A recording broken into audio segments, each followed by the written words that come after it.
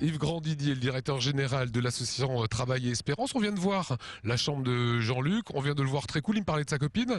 On a une vie sociale ici, dans cet endroit. Bien sûr, on a une vie sociale comme tout un chacun et l'ensemble du personnel, que ça soit médical ou du personnel social, est très attentif et bien sûr que, on a une vie amoureuse aussi dans nos établissements. Parfois elles se font, elles se défont.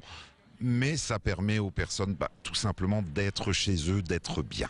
Autre chose, chacun a sa clé et ça a du sens d'avoir la clé de sa chambre. Oui, ça a du sens parce que c'est mon lieu d'intimité où j'ai le choix de rentrer, de sortir et de le protéger. Ce qui est la clé étant aujourd'hui pour eux quelque chose qui n'est pas virtuel.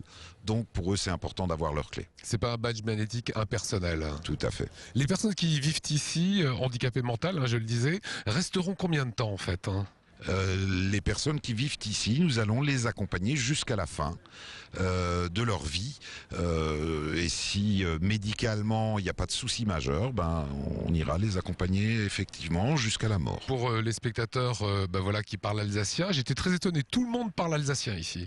Alors tout le monde pas, mais c'est vrai qu'ils font pour beaucoup partie de cette génération-là qui, leur première langue maternelle, c'était l'alsacien. Nous ça, on veut pisler le sassich. C'est un beau projet qu'on voulait vous montrer. C'est une belle inauguration. Merci Yves. Merci à Alsace 20 et merci de vous arrêter aussi sur le vivre ensemble avec ses différences. Voilà, merci à vous.